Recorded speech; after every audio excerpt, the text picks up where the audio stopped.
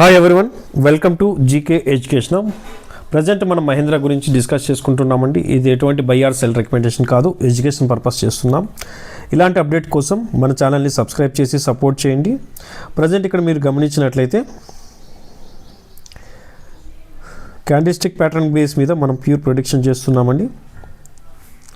So ఇది ఒక resistance Mahindra and మహీంద్రాకి డే టైం ఫ్రేమ్లో అప్లై చేస్తున్నామండి. ఎడ్యుకేషన్ పర్పస్ చేస్తున్నాము. ఏ విధంగా లెవెల్స్ మనము అప్లై చేస్తున్నాము ఒకసారి గమనించండి. సో ఆల్మోస్ట్ ఈ విధంగా మహీంద్రా అండ్ మహీంద్రా మనకు మూమెంటం అయితే జరుగుతుందండి. సో గమనించండి, ఎప్పుడైతే ఈ లెవెల్ బ్రేక్ అవుతుందో వీటి యొక్క నెక్స్ట్ టార్గెట్స్ ఏంటని మనము నెక్స్ట్ వీడియోలో డిస్కస్ చేసుకుందామండి.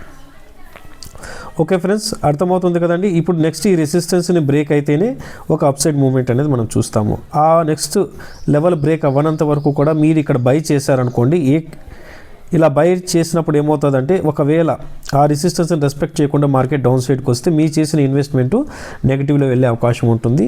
లేదా మళ్ళీ మార్కెట్ ఇక్కడ సపోర్ట్ తీసుకున్న తర్వాత, ఈ యొక్క లో సపోర్ట్ తీసుకున్న తర్వాత ఇక్కడి నుంచి అగైన్ బౌన్స్ బ్యాక్ అయ్యే ఛాన్స్ ఉంటుంది. సో అప్పుడు ఏమవుతుందంటే మీకు టైం వేస్ట్ అనేది తీసుకుంటుందండి. ఎందుకంటే మార్కెట్ని మీరు ఇక్కడ ఇన్వెస్ట్మెంట్ చేశారు, దాని తర్వాత మార్కెట్ డౌన్ సైడ్కి ఫాల్ అయ్యి మళ్ళీ మీరు కొన్న ప్రైస్ వరకు రావడానికి ఆల్మోస్ట్ మీకు అనేది ఒక టైం అనేది వేస్ట్ అవుతుంది. సో ఇందువల్ల కరెక్ట్గా బ్రేక్అవుట్ టైంలో ఇన్వెస్ట్మెంట్ చేయాలా, లేదా కింద గ్రీన్ కలర్ లైన్ చూస్తున్నారు కదా, సపోర్ట్ దగ్గర ఎటువంటి బుల్లిష్ ప్యాటర్న్ మనకు ఫామ్ అయినప్పటికీ ఆ యొక్క బుల్లిష్ ప్యాటర్న్ దగ్గర మనం ఇన్వెస్ట్మెంట్ చేయడం ద్వారా ప్రాఫిట్ అనేది ఉంటుంది.